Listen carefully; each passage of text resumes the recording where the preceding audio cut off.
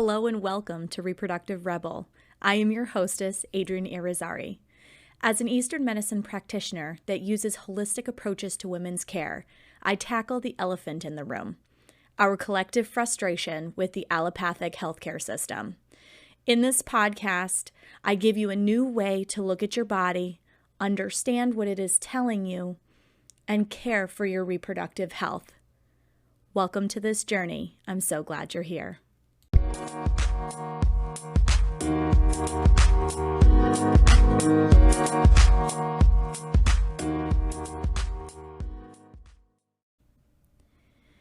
Statements made in this program are for educational purposes only and not intended as a substitution for medical consultation or advice.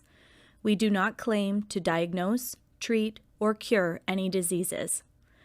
This podcast is inclusive and welcomes all gender identities. The focus of the program is on biological function, and we will use the term women throughout, but it is referencing physiological and social challenges for biology, not identity. Come as you are, I am happy you're here and welcome all performances of identity. I hope you find something helpful in this show.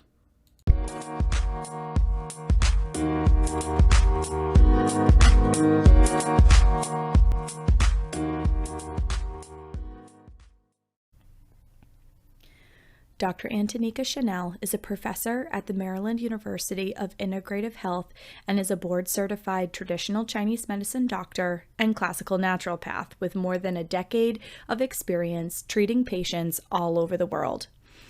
A U.S. Coast Guard veteran, author, speaker, and consultant, Dr. Antonika is committed to influencing and establishing integrative medicine practices in every home. She is a wealth of knowledge, which she's gained from years of mentorship with over 25 leaders in the field of integrative medicine. She has hosted seminars and treated hundreds of patients from around the world. Dr. Antonika is the founder of ChiC Wellness, an integrative concierge medical ministry practice that specializes in treating digestive issues, allergies, chronic pain, autoimmune disease, and more. Dr. Antonika helps individuals regenerate, reclaim their health independence, fuel their bodies efficiently so that their lives can grow into the next level of transformation.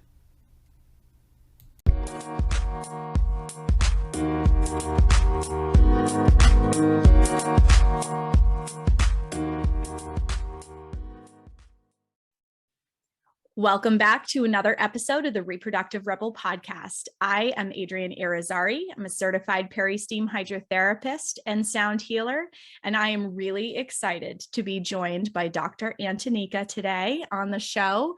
We are going to talk about the things that we love the most, which is how we care for people and their holistic wellness, and particularly on the topic of food and the fact that it is so much more than just clean eating the way that we think about it from a Western lens. So welcome to the show, Dr. Antonika. I'm so happy to have you. Oh my gosh, it's such an awesome feeling to be here having this conversation with you. Thank you so much for the invitation.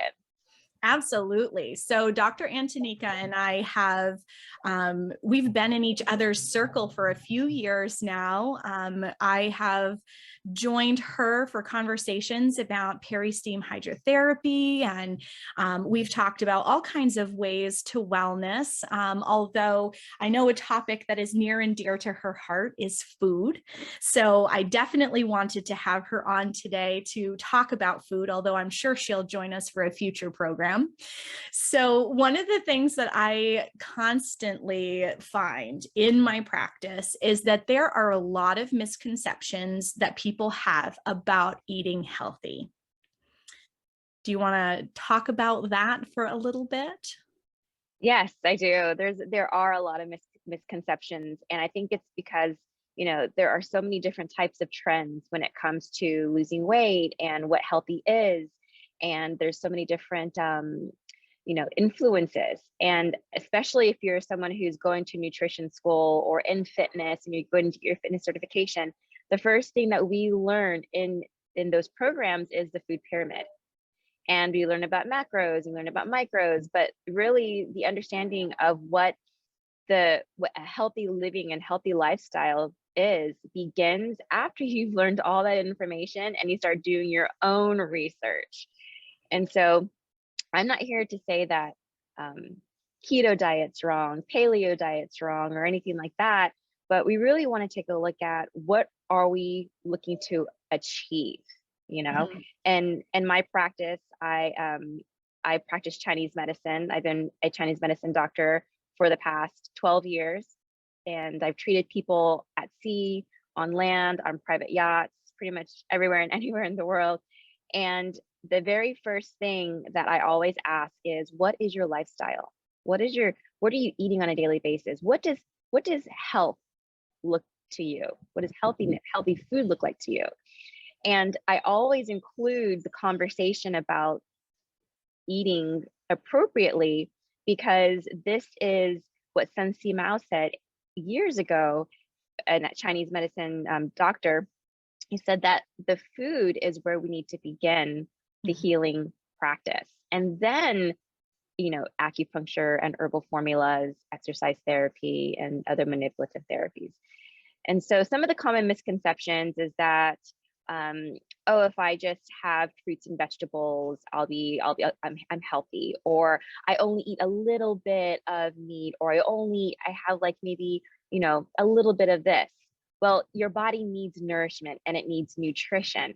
And so we really need to look at what is the goal? What do we want to achieve? And once we identify what we want to achieve, then we can start looking at what are the foods that are good for us based on their therapeutic properties, based on the nutritional benefits they're going to provide for us, because not everyone is alike. We're all individuals, and we have to be treated as an individual, not only in our lifestyles, but in our wellness practices as well.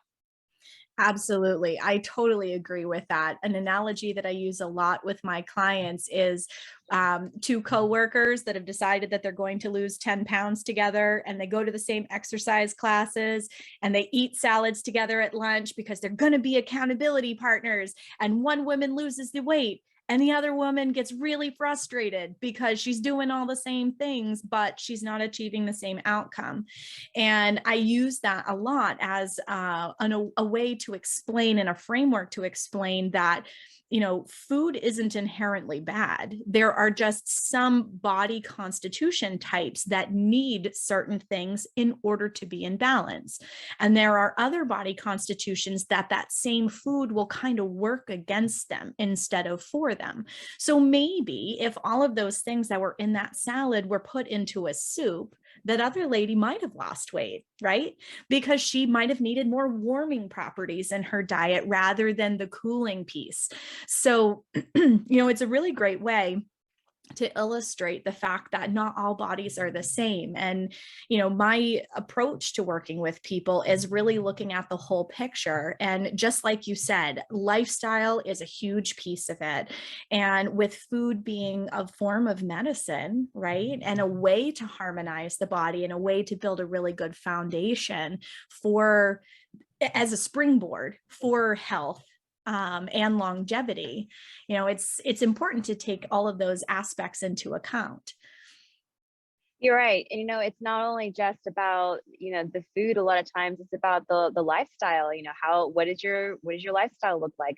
Are you very stressed? Has there been stress in your life before? Have you been taking synthetic medication? And so when a lot of the clients or the patients that I see, I call them clients and patients interchangeably, they have taken a lot of synthetic medication. And so when that happens, that starts to negatively impact the organs on a different level. And so the first thing I say is, okay, we got to clean up the system first so your body can absorb the nutrients. Because if you're not absorbing the nutrients, then you can't guarantee that food is going to be the ultimate source of healing the body. You might need to step into herbal formulas. You might need to step into acupuncture, or maybe even some other things.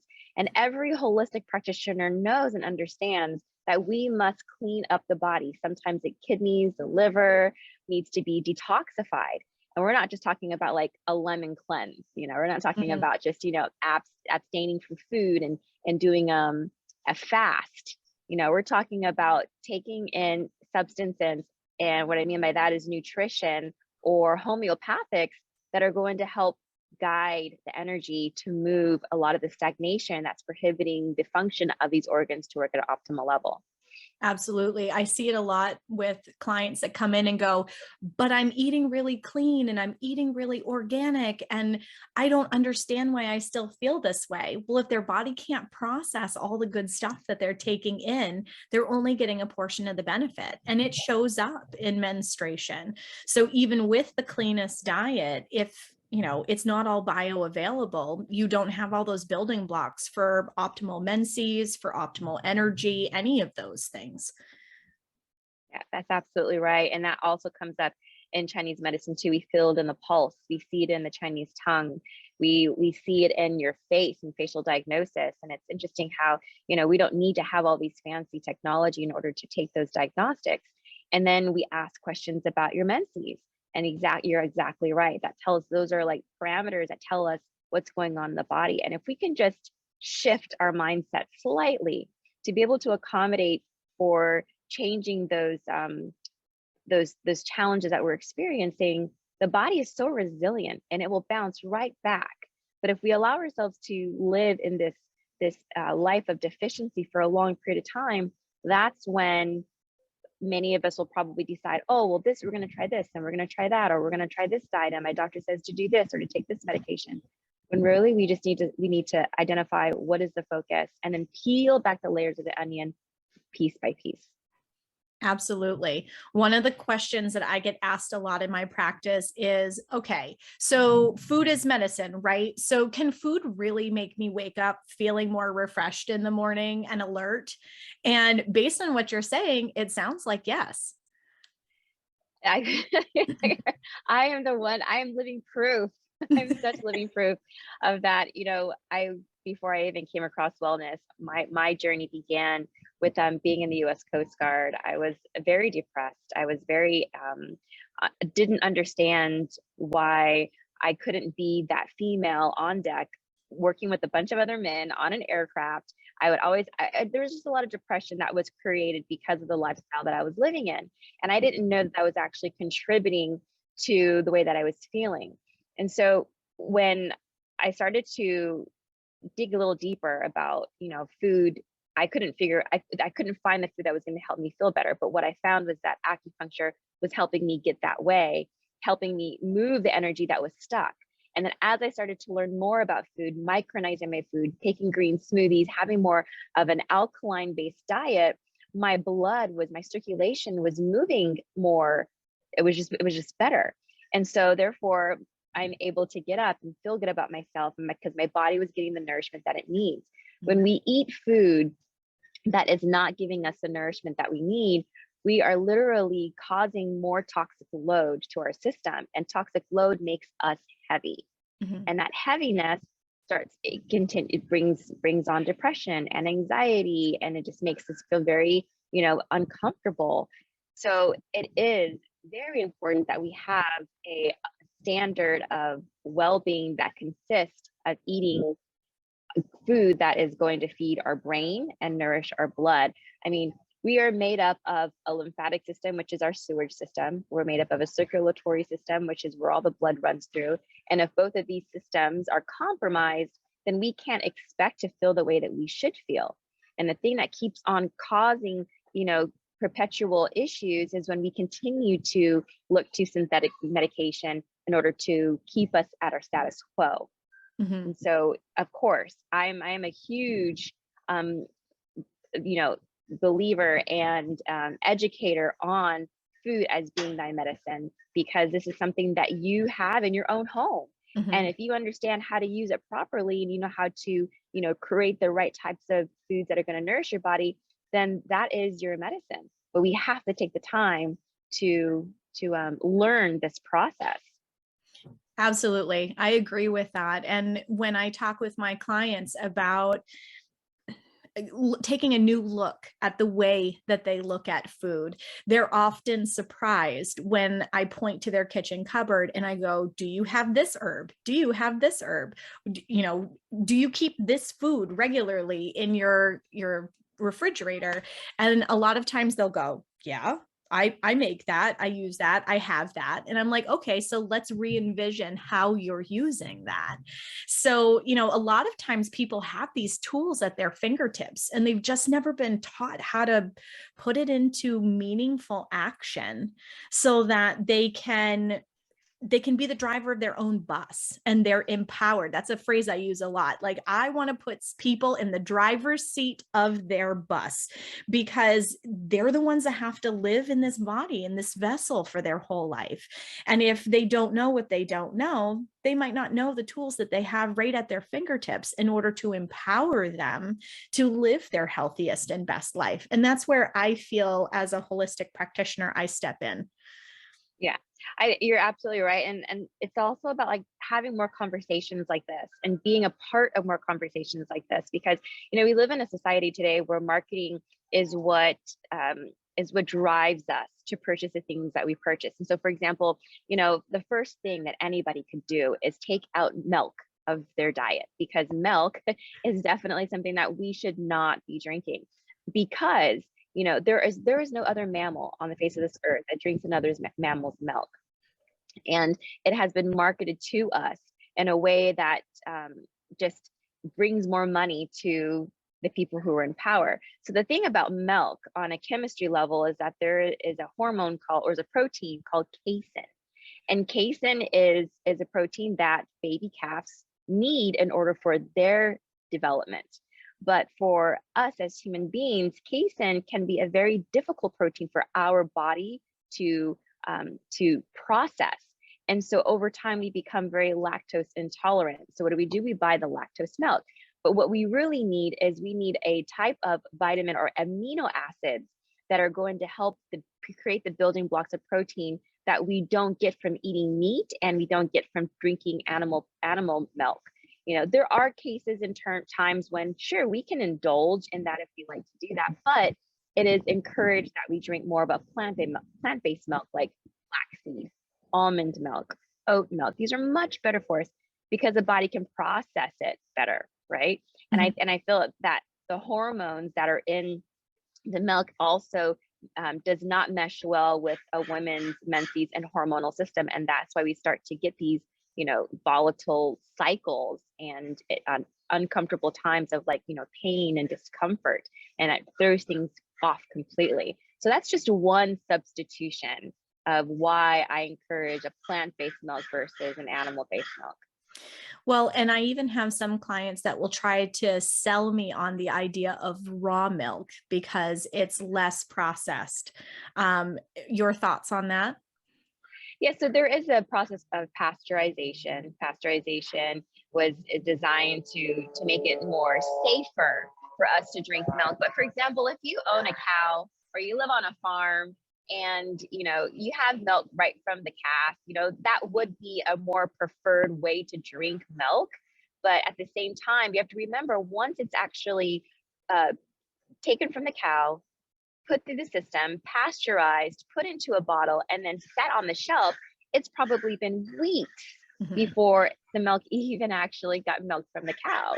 And so for certain instances, yes, and also in certain demographics too. Okay, so people who live in more northern countries where it's very cold, they need more fat in their body. This would be probably a better option for them. But if you don't own the cow and you don't have the cow, then let's look at something that's going to be more efficient for your body because of the stress load that you're living in the city life, or having that very rajasic lifestyle of constantly on the go. Your body needs an amino acid that it can use to build protein, and you're going to get the best amino acids from a plant-based resource. I agree with you. I've been drinking plant-based milk for years, and I saw a huge shift in terms of how I felt waking up in the morning. That's for sure. Any form of dairy tends to make me feel heavier. And I liked that description that you used earlier about feeling heavy. Now, that heaviness is this, and I'm looking at it from the way that I hear a lot of my clients talk about it. That heaviness, is that weight heavy, or is that a feeling of sluggishness kind of heavy, or could it be both? We call that in Chinese medicine dampness. And dampness is when phlegm coagulates. or a substance coagulates and it starts to create a blockage.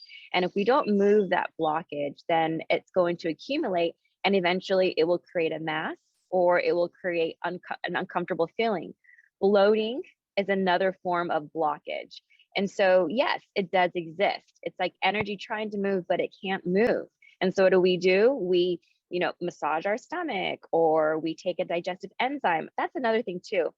If we are not taking digestive enzymes and we have these health challenges perpetually, bloatingness, feeling, very just, not so heavy, feeling heavy, then we do want to take an enzyme because the enzymes are going to help us digest the food and help move it through our digestive tract.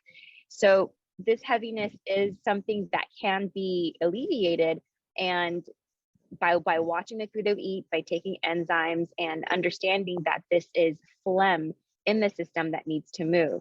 Now, in the digestive tract, there is what's called a mucosal matter that sometimes can accumulate.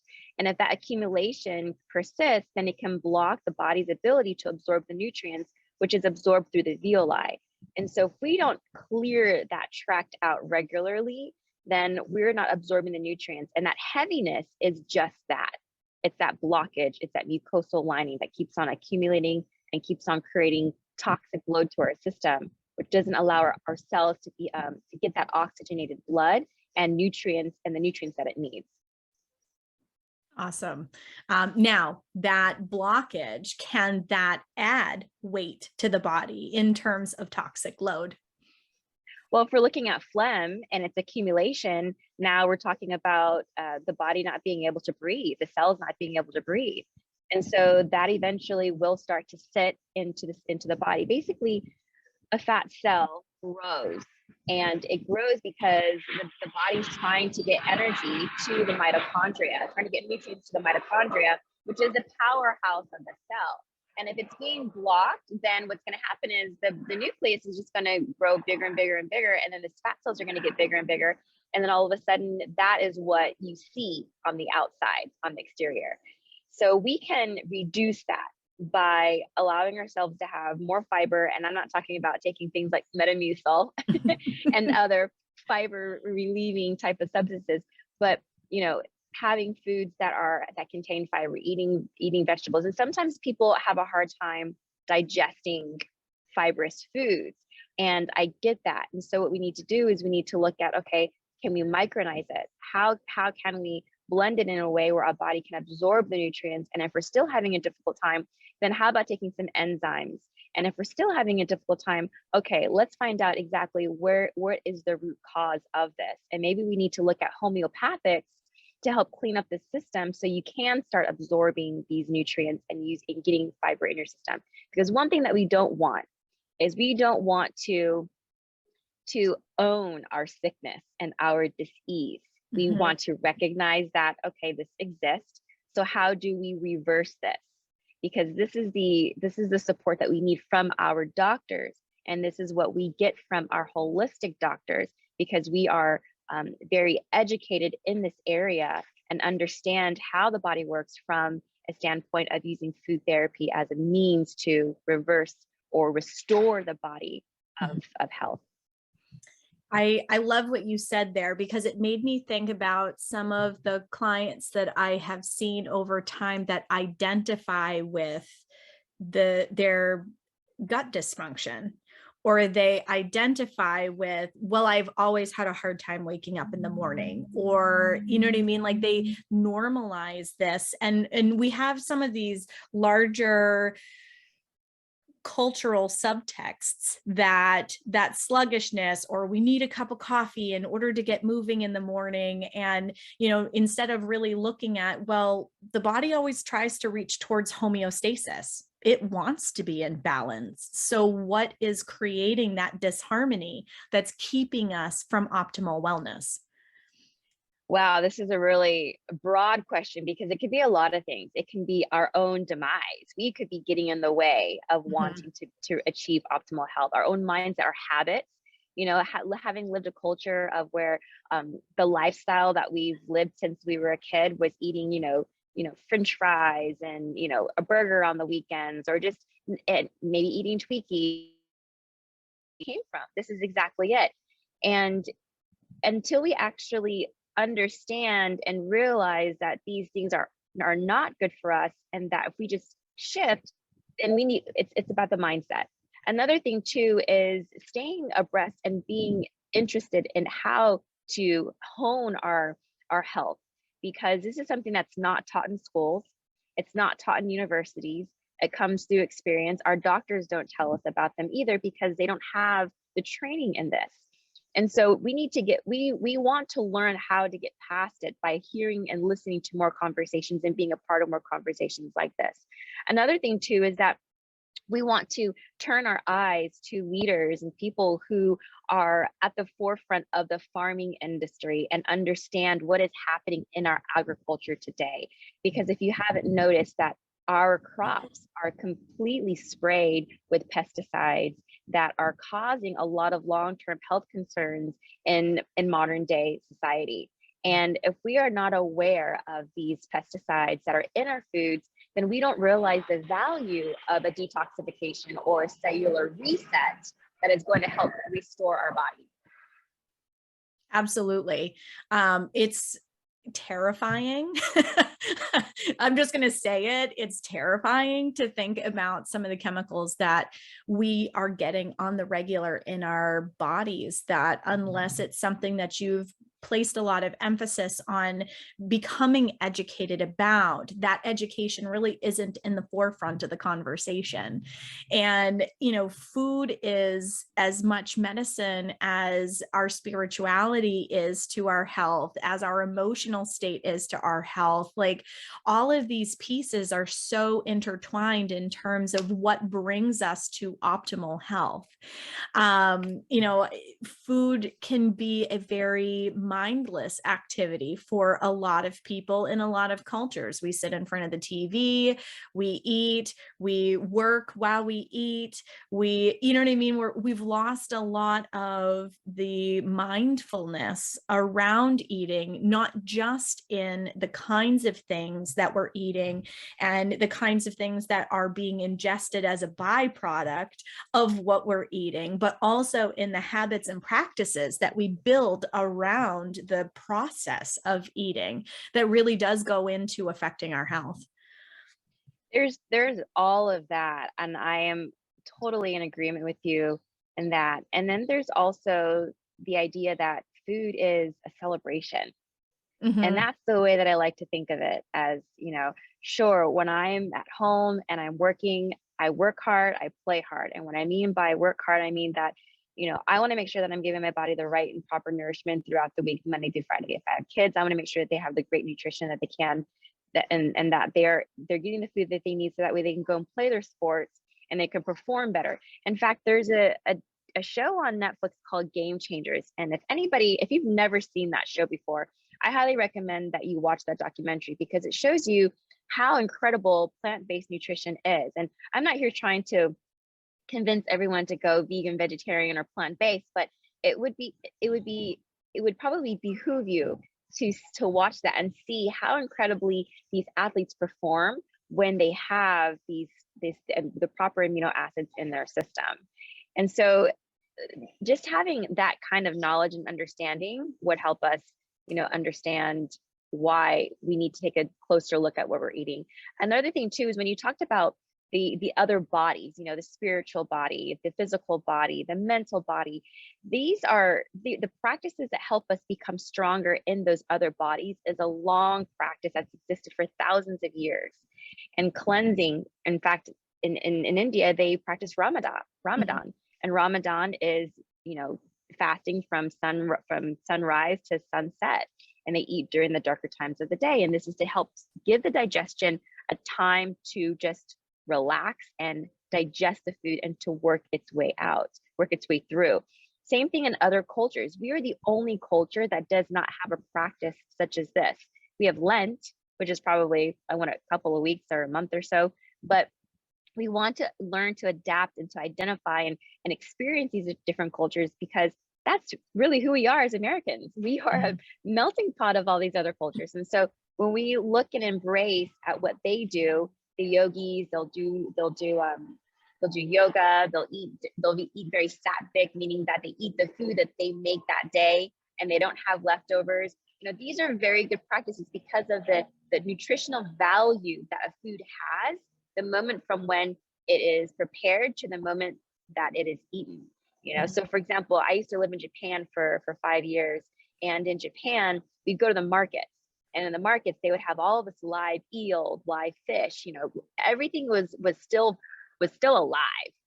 And you would basically have the butcher or the person who was selling that eel or that fish, and they would kill it for you right there, chop it up, wrap it up in a piece of paper, and send you home with it. At that moment, that animal has the most chi, the most living essence in it. And that is what we are consuming. And that is what we want, not something that's been sitting in the refrigerator for days and days and days. Same thing with fruits and vegetables. When you get fruits and vegetables, you want it coming right off of the truck from the farm into your home, not from the farm into a truck, into a store, into your car, into your refrigerator, and then into your stomach. You want to shorten the lifespan in which a nutrition travels to you. And when we have these foods in our system, we become more clairvoyant. We become more audible. Our senses become more heightened because we have this nutrition in us. And that is really God's medicine. That is like spirit medicine. When we are getting it, when we're growing it, there are so many different ways that we can grow our food now these days. You've got the tower gardens. You can do a little garden in your backyard. And these are great practices because not only are we eating the food that we cultivate, but we're also getting our hands in the dirt, which is also grounding us in spirit. And so wellness is not only a physical experience, but it's also a mental and a spiritual experience. I have a tower garden because I try to make it as close to home as possible. And I love mine because I live in the north. So my growing season is a little shorter, unfortunately, but the hydroponic system makes it so much easier to be able to have things that are fresh. And there's nothing like being able to walk into my dining room, pick kale and put it into my meal.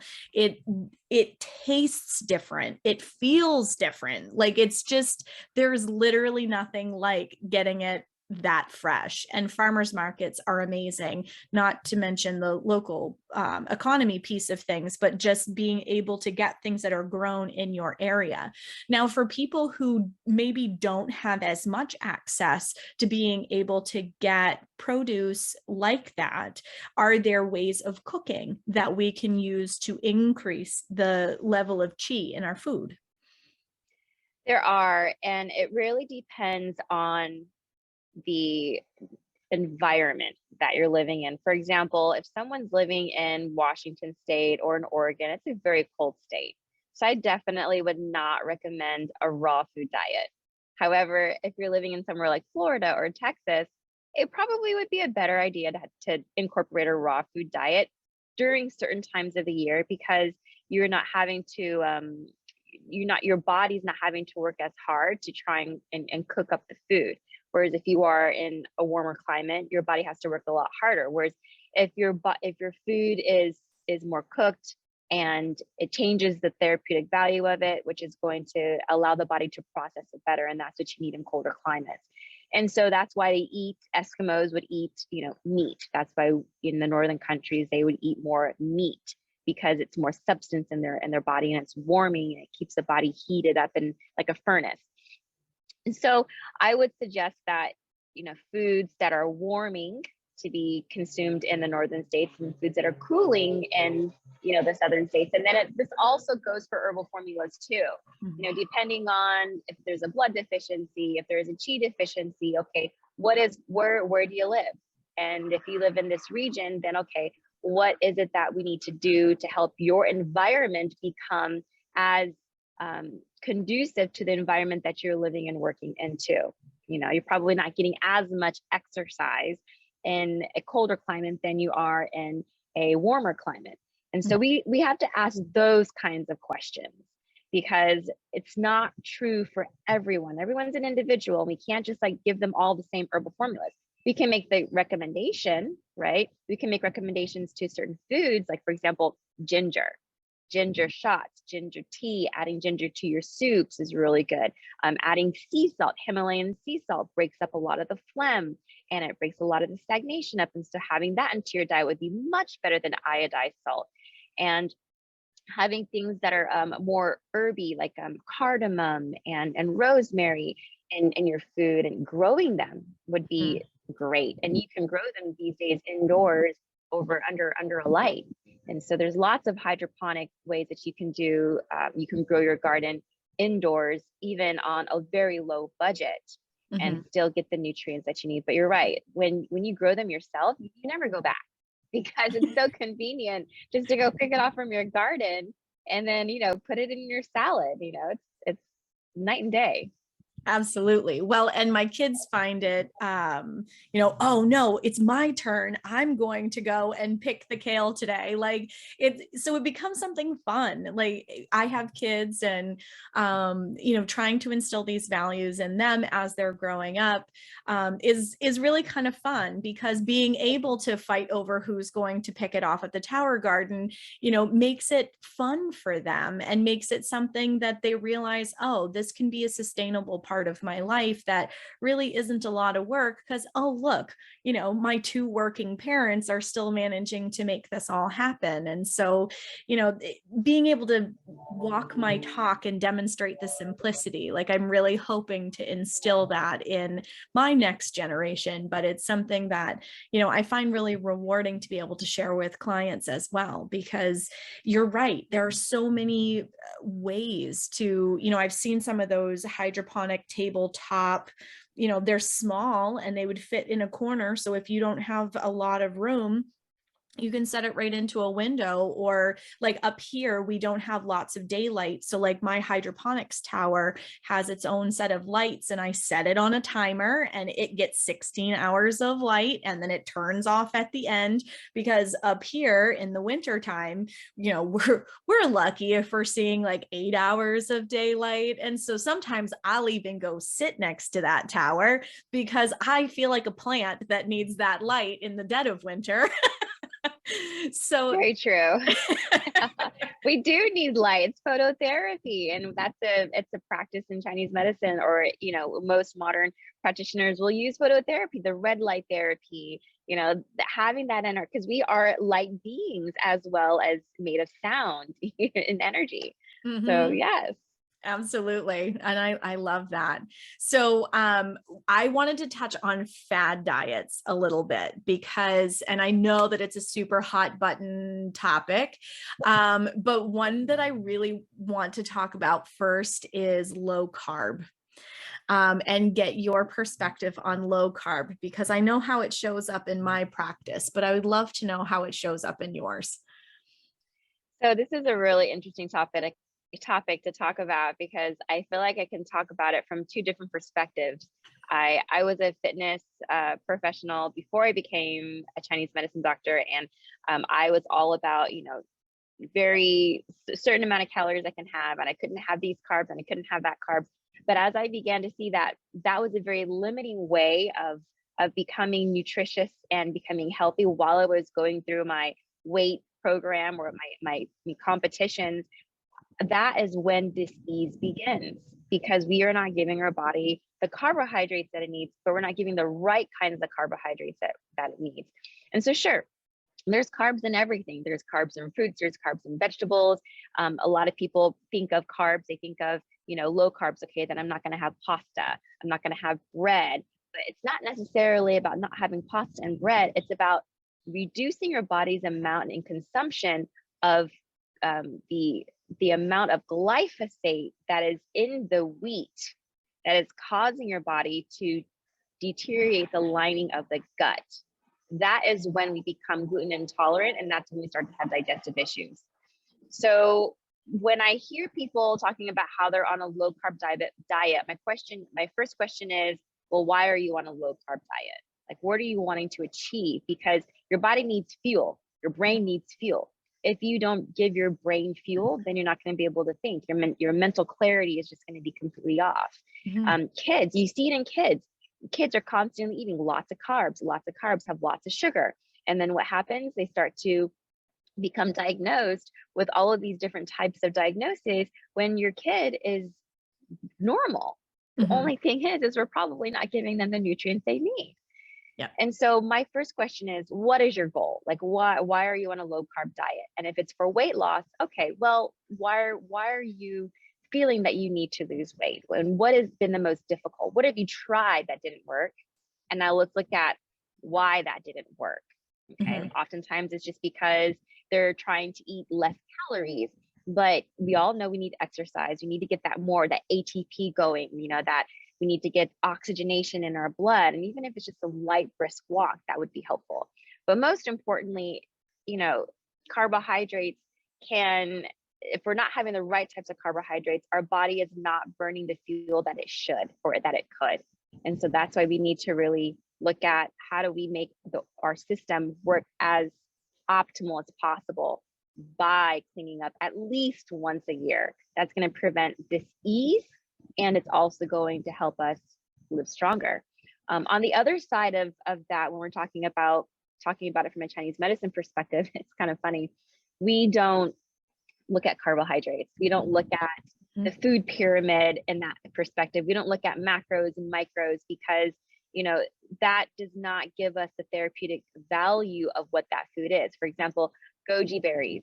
Goji berries are a long time been eaten in Chinese culture and Asian cultures because of its medicinal effect on providing the kidneys and the liver and the blood with great nutrients. In fact, when you go to these Asian markets, and they're all over, you can get the little goji berry herbal supplements that come in a small little, jar with a little straw, and you take that down, and it's just like having a handful of goji berries, So that is what we want. We want to focus more on the vibrational frequency and the energy level of the organ and bringing that life to its highest resonance with food. Okay. But I can understand that if you're a bodybuilder or a bikini competitor, the first thing that you want to do is you want to shred so your muscles will come through. Well, first of all, that's the most unhealthiest thing ever. I was there. I did that. I was that person. So, but if that's a hobby of yours and that's what you want, we want to look at how can we sustain that in the most healthiest way. And depleting our system of carbohydrates is not the method in doing that. It is more about, from a Chinese medicine perspective, looking at foods from its therapeutic value, giving our body the nutrients so the blood can continue to circulate while maintaining that tightness and eliminating a lot of the water so we can compete and look the way that we want to look in a bikini competition. But if you are just, wanting to lose weight so that way you look good for the summer, then let's shift to the therapeutic value of food versus, the trying to just reduce carbohydrates. Yeah, I agree. And I see a lot of menstrual dysfunction in women who try to go low carb really drastically. And it totally speaks to your point about there's certain types of carbs that your body really hungers for. So like if you're getting your carbs from a sweet potato, which is higher in fiber, it's a complex carbohydrate, it's an orange vegetable, your orange foods are going to help with the spleen. So you're not going to start seeing spotting between your periods. You're not going to see your cycles getting shorter. So a lot of women that come to my practice, by the time they find me, they go, I'm having an 18 or 22 day cycle. Like, what's wrong? And I go, well, okay, let's talk about what's going on in your life, because stress can totally influence that, and not getting enough carbohydrates or not enough of the right carbohydrates can cause a similar type of stress in the system. And usually something shorter like that, oftentimes carbohydrates is one of the culprits. I did a blog on it a little while ago because I was getting so many people that were coming into my practice. And so one of the ways that I have created compromise in my clients who are very dedicated to the fact that they want to have a low carb lifestyle is, okay, at least in the luteal phase of your cycle, can you please include some squashes, some sweet potato. If you have to measure it in order for it to feel good to you, that is totally cool. But if you can start on the regular minimum in the luteal phase, putting some of these foods regularly into your diet, let's start see how your cycle starts to shift. And I very successfully worked with some clients who were very devout followers of keto, who had started seeing some major wobble in their menstrual cycles level out between using steam and, really focusing in on the diet. I think was the biggest part of the shift, honestly, making sure that they get the right kinds of carbohydrates. This is beautiful. And this is exactly it. You're incorporating food as medicine into your practice and educating women that this is why you want to have sweet potatoes. You want to have the right kind of potatoes, not just like white potatoes, Idaho potatoes. You want the potatoes with the most nutrients. And then also, you want to make sure that you're having potatoes that are not going to spike those sugar insulin levels. And so that's why, that's what sweet potato, that's its therapeutic value. It helps make that sugar level and the sugar level like just very moderate. It doesn't make them spike. And so this is really key and important to women's health, because if our physicians are not educating us on this level and they're just looking at the problem and then kind of covering it up with a Band-Aid, then we're never going to get to the root cause. And so this is a lot of times why women find that they become infertile after, or they have fertility issues after being on birth control for a long time. Sometimes it takes about a year or two for them to become pregnant, and then all of a sudden they're looking at IVF. And so I look at it from a different perspective, it's a system. Mm-hmm. And we're basically introducing the system at a very early age. So that way you can do IVF when you're in your late 20s, 30s, because you think you're infertile, when really it's about cleaning up the system, eating the right kinds of food, regulating, doing practices, small practices like hydroperi steam, and learning about this, because these are practices you want to pass on to your kids, right? Mm-hmm. You want them to be able to have health independence, and these simple things is what's going to get them there.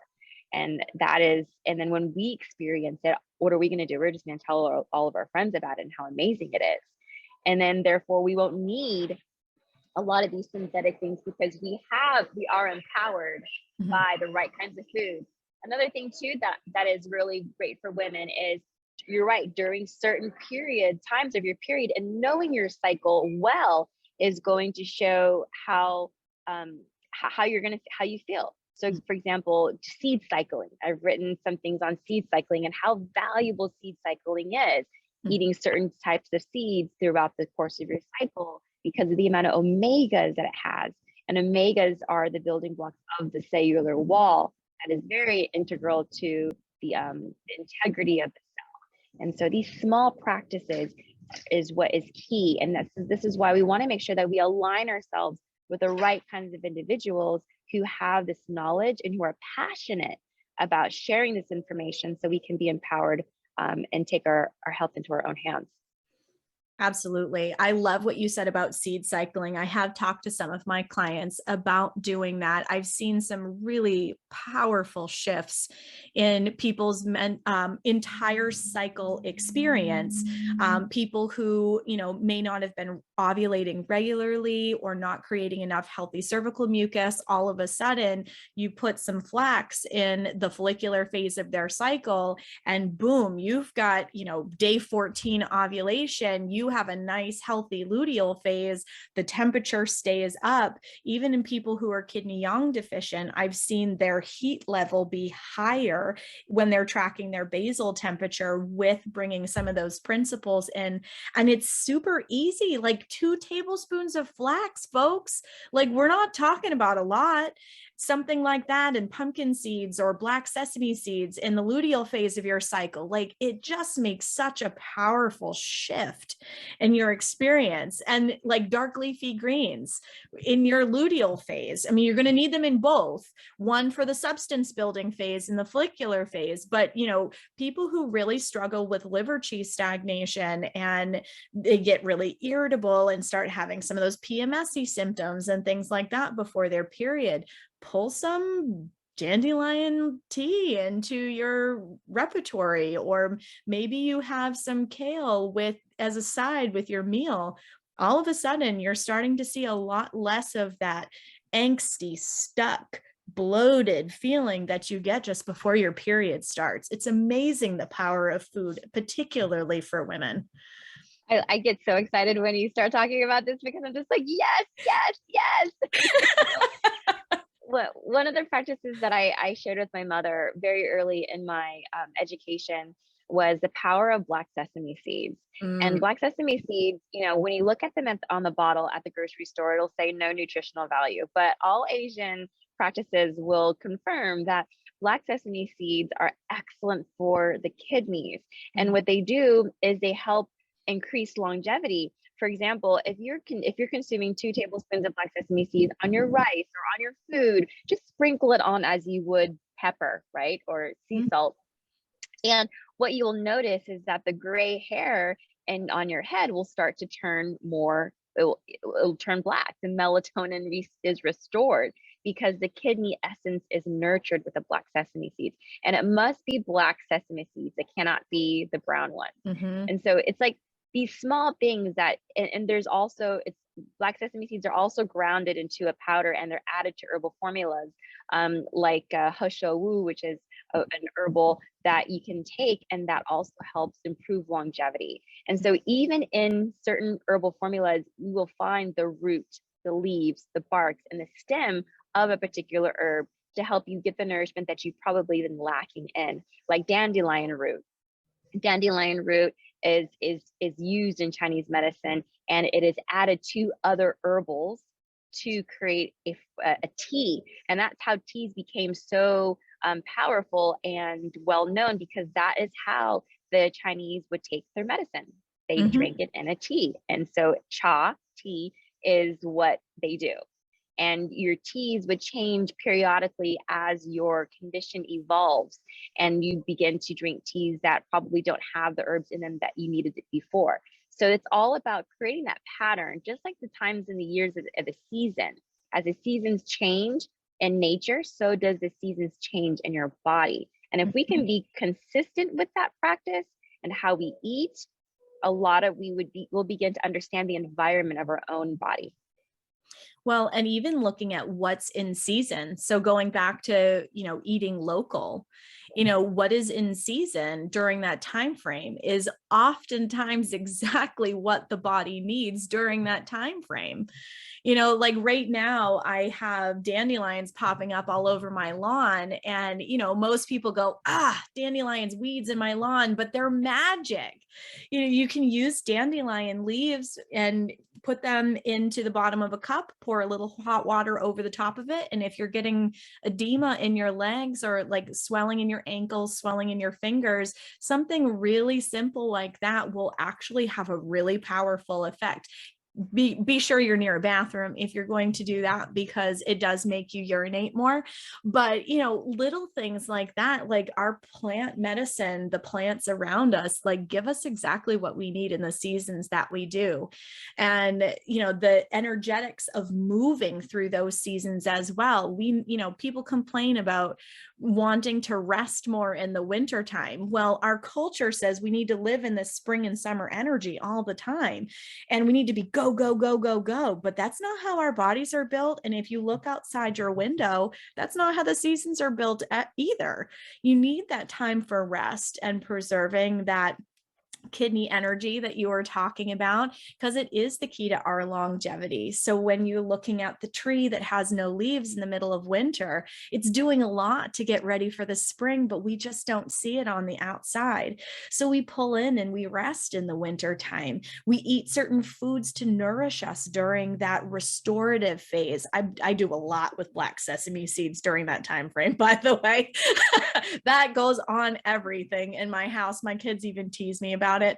But now that we're like moving into that spring and summer energy, you're starting to see more, we're coming into strawberry season up here anyway. Other parts of the country probably have already hit that period of time, but you're now looking at red foods and the season of the heart. We've just come through the season of the liver, and that was the episode number 3 that came out for the Reproductive Rebel podcast, looking at what does that mean for me.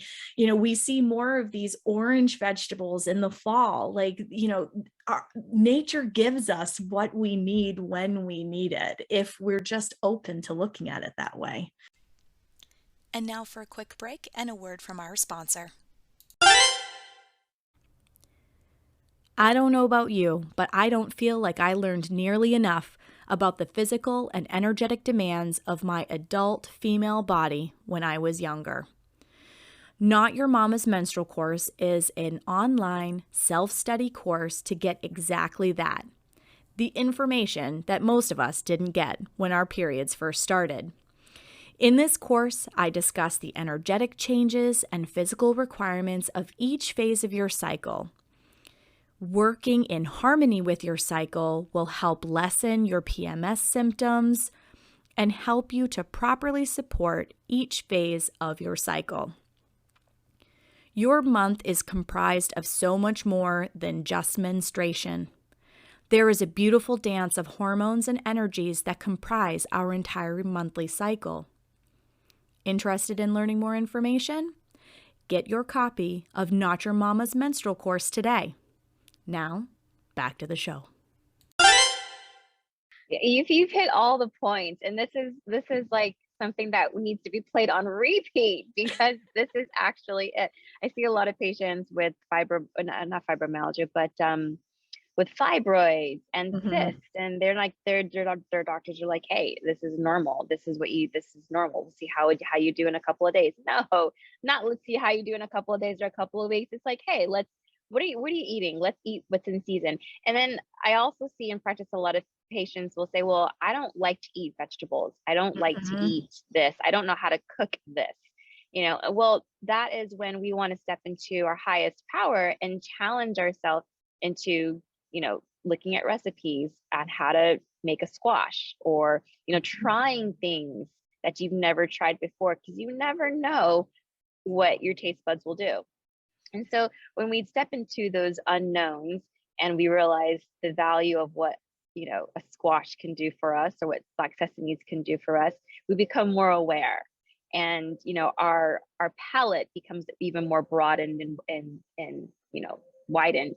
And then the beautiful side of it is that when you're at home and you're learning this discipline, when you do go out and you have like your meals with family and friends and you're celebrating, you really appreciate the foods that you used to be gluttonous over. So this is for anyone who thinks that, oh my gosh, I have to like change my whole entire lifestyle, and I really don't want to do that. Or they kind of like roll their eyes at the change. But I'm here to tell you that this is not something that you have to completely change overnight right away. You gradually get into it, start taking more of an interest in it, ask questions, get on a call, do a discovery call, go on heal.me and pick out a practitioner, that you want to have a conversation with, and ask them, what is your take on these things? And start filling up your Rolodex of people you can turn to have these conversations with, because that's the ultimate, connecting with people. That's an excellent point. And something that I wanted to bring into this conversation is how do you find the right person to help you be guided on this journey? That's a really good question. I always ask myself that same question, because I meet a lot of practitioners, and many of them are very, structured in the way that they just do acupuncture, they just do herbal formulas, and it's just like, it's never been meant to be that way. So how do you find a great practitioner? It's not just one. It's a collection. It's like collecting nice little trinkets or whatever you like to collect. You want to have conversations around people who have multiple different specialties. So one place that I like to direct my clients to is acufinder.com. A great place to find an acupuncturist, thousands of practitioners around the country. We can find a practitioner in your zip code. nccaom.org is an organization where people can look up an acupuncturist in their zip code, and that's who actually gives us the national board certification to practice Chinese medicine in the United States. And recently, heal.me is just a really great directory. Now, these directories are growing and more people are coming on board by the day. But once you speak to one or two, then you start to get names of 2 or 3 more. And then you start to open up all of a sudden on Google or on your devices, will start coming up with all of these different, other practitioners that are doing retreats, or they're doing discussions, or, they're doing summits. And that is how you get on that journey, that wave. So it's not just about finding that one person. It's not about, just going based off that, what one person said. About using your discernment, your level of discernment, and that level of discernment that's basically something speaking to your heart and saying, this is who I need to be with right now in fellowship at this time. So you want to really ask yourselves, because our body has the ability to tell us truth, right? Through muscle testing, our body tells us what's good for us and what's not good for us if you're working with a practitioner who does muscle testing. And there's lots of ways to do muscle testing. By the way, there's not just one. So you use your discernment. And what I mean by that is asking your heart, going inside and saying, is this the person that I need to speak with? Is this the doctor for me? And quite often you'd probably be surprised how many times you already do this and are not even aware of it. Many of my clients will say to me, my doctor said this and it just didn't feel right to me. Trust that feeling. And when you trust that feeling, then the right answers will come to you, and that right practitioner will come to you. And that comes to you with asking questions. You might not know all the questions to ask, but you can most definitely start somewhere and start asking, what you know or what you can. And then eventually more things will come into your vortex and you'll become more curious. And the more curious you are, the more you'll find practitioners who can answer those questions. And if they can't answer that question, then you just keep on looking. So it's not just about following one person or just, trusting that one person or having that one doctor. It's about having multiple conversations and then asking for referrals and references. And, you are on this discovery. You are the number one dictator of your body. So you ultimately make that choice. And we need to step into that power of making that choice for us and aligning ourselves with those who are in alignment with what we ultimately want to achieve. Absolutely. One thing that I do get asked is, how do I tell if there are too many cooks in the kitchen? Because lots of practitioners, they all bring their perspectives, and sometimes multiple lenses to look at things is very productive. And sometimes clients find themselves in the middle of, well, I hear what you're saying, I hear what they're saying. How do I reconcile all of that? It can be overwhelming, and I get that. You are looking for an expert in their field, right? And you want to be able to take the best answer, or you want to be able to get the best answer. And yes, we're all trying to, get your attention, but it all comes down to understanding and knowing what is good for your body. I think a lot of times in our culture has been conditioned to believe that if there's a doctor before someone's name, then they're trustworthy, and we need to just, trust them because they obviously have more education and they're smarter than we are. That's not always true. There's good doctors and there's bad doctors. And so you want to really practice that discernment again. It really comes from within. There is nothing much that's stronger than you asking yourself, how does this feel to me? How does this feel to me right now? Does this feel like this is the best thing for me? Is there a natural way? If there is a natural way, what does that look like? Who can I go to find out? Who in my community embraces natural ways of healing? And then start there or go there. And then ask them, hey, I have a doctor who says this. What's your take on, this? And start asking those questions. Ask a doctor, what's your take on natural therapies? If they're like, oh, it doesn't work. Well, okay, go get another opinion. I remember I was at that point in my life too, where I didn't feel like I knew what direction to go in, and I had to do all the research myself. And I was asking doctors, and I just didn't get that connection. And I feel like as women in particularly, we feel that connection. We know we have that innate ability, and we have to trust that, because that is the other aspect of wellness that we are developing, that other wellness body. And when we start to understand and trust that knowing, then you're strengthening that weakness. So does that make sense? Oh yeah, I completely agree with you, because we as women, and I talked about it in a previous episode, actually, this very concept that we have this innate knowing. And it's a really powerful part of our feminine energy. And we're just not taught in our culture to trust that. And a lot of times, when we're trying to come up in the world and build careers for ourselves and all of this stuff, we're trying to move from a cerebral space, and our head does the thinking for us.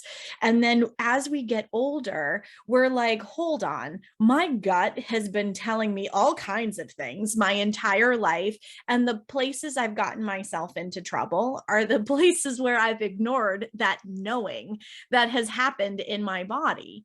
And, a lot of times I'll have clients, and even in my own personal experience, where I look back and I go, man, if I had just listened to my intuition, that knowing, then I could have saved myself a lot of grief. So apparently that was a lesson that I needed to learn. But instead of learning it the hard way that I did, it's one of those things where if we can honor the fact that we as women have this innate knowing, and learn to trust that it never lies to us.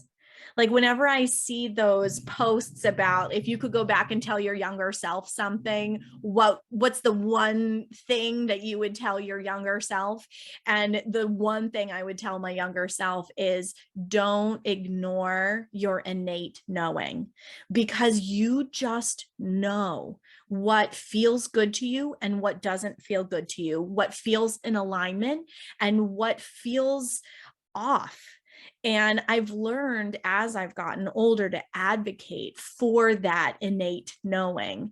But it's something that, it took me years to figure that out. And I became a healthier version and a more aligned version of myself when I started to trust in that little voice that says, I don't know how I feel about this procedure, or I don't know how I feel about what this doctor told me. I think I'm going to get a second opinion or a third opinion. And I'm really glad that I've started doing that, because I would have had a hysterectomy by 35. And now, even though I had an endometriosis diagnosis, I have a normal 28 to 30-day cycle, pain-free, symptom-free. It quietly appears, does its thing, and quietly disappears again. And even with an autoimmune condition, I have a healthy, pretty regular, normal period. And it's taken work. But if I hadn't listened to that innate knowing, I would have had an organ taken out of my pelvis. And, who knows what would have happened after that? You know what I mean? These are stories that I love and admire, because you put in the work and you realize there's something much better. And that is ultimately it. We have to decide, am I ready to put in the work? Am I ready to ask myself these questions? And that's what it takes. Not only just finding a practitioner, but also identifying and knowing, what kind of foods should I be eating? You already asked yourself that question when you go to the grocery store. I know I shouldn't be eating these, but I'm just gonna put them in there because I really want them.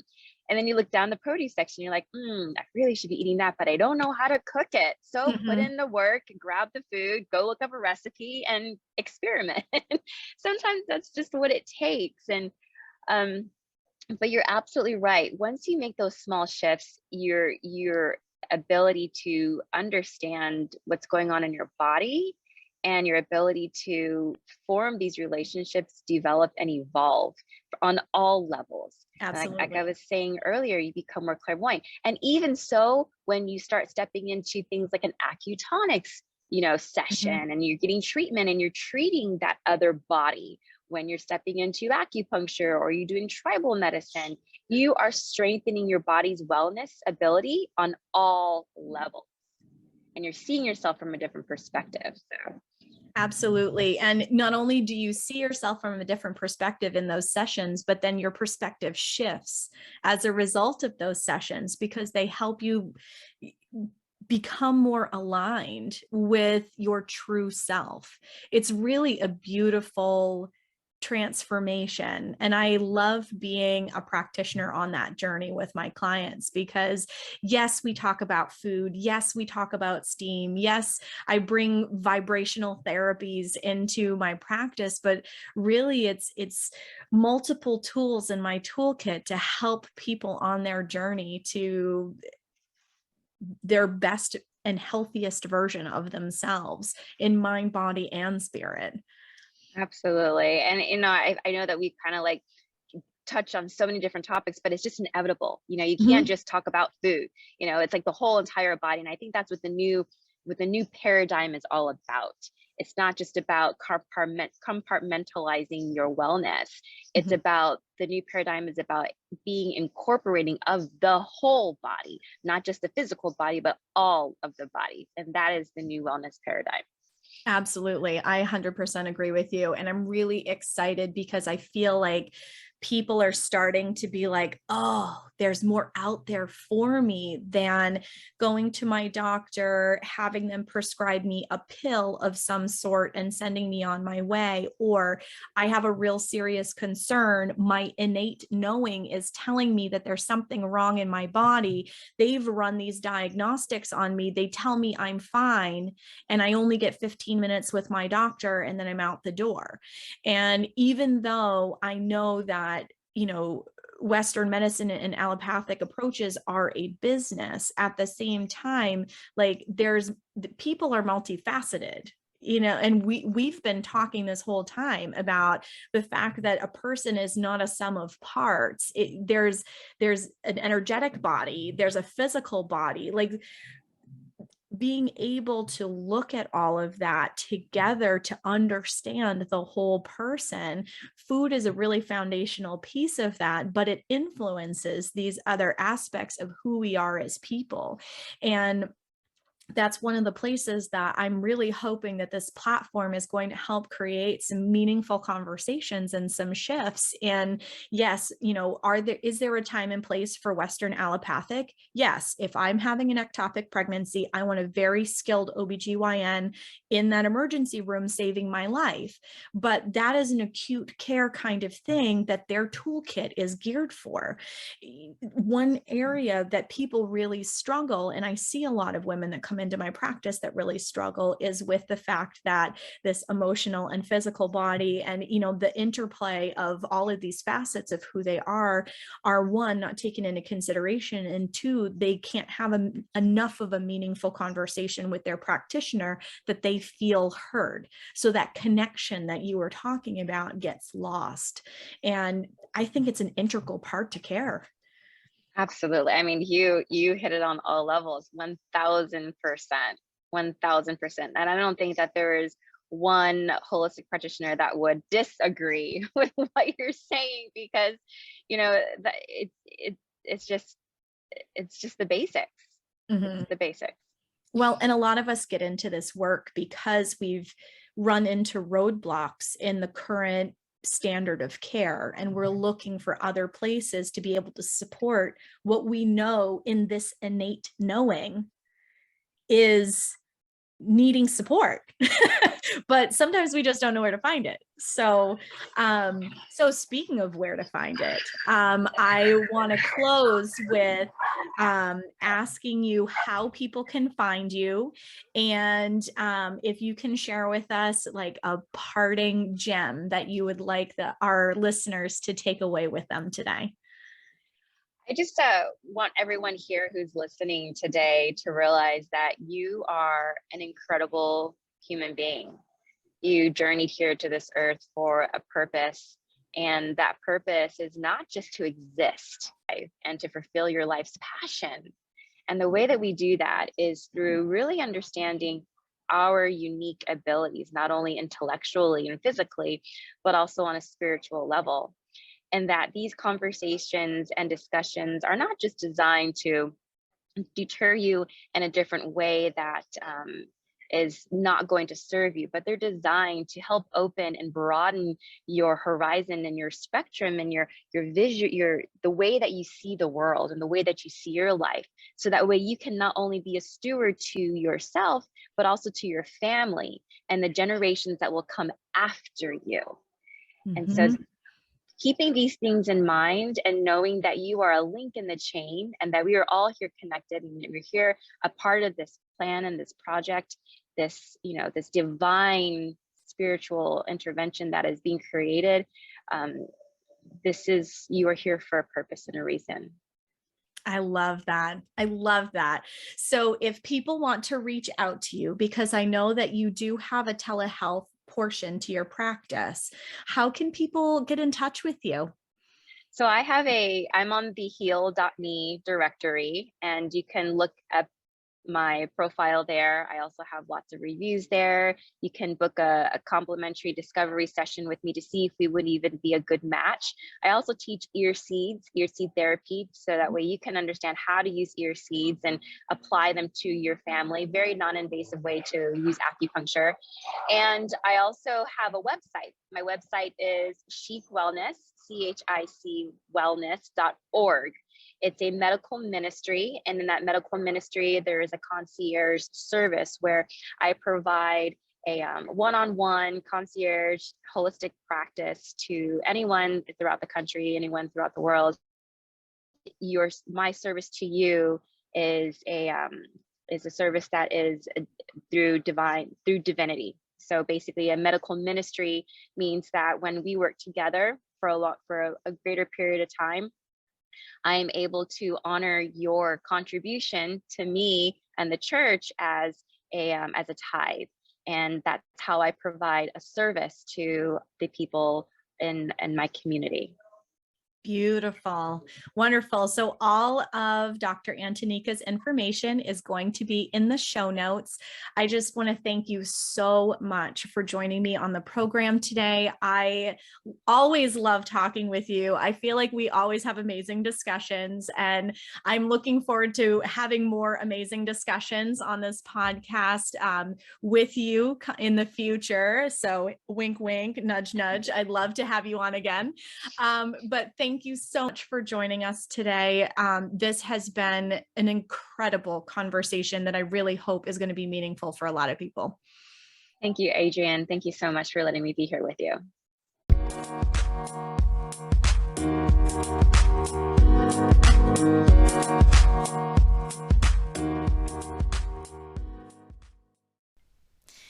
Moon Essence is excited to bring you a new resource, the Moon Essence app. Moon Essence is a one-of-a-kind resource providing women a holistic way to support their reproductive health and wellness.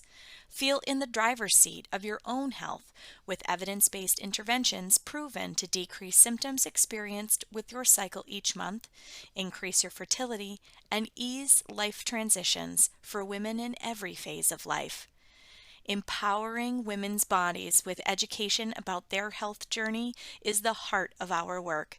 Head over to the Apple App Store or Google Play and download this free educational resource today.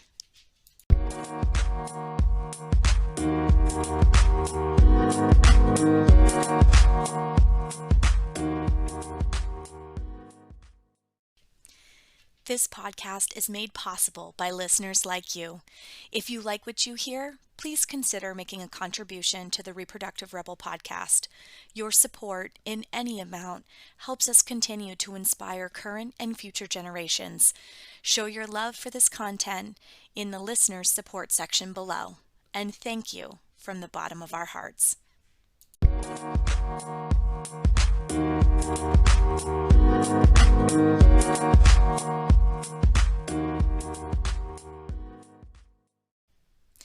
Thank you for joining me for another episode of Reproductive Rebel.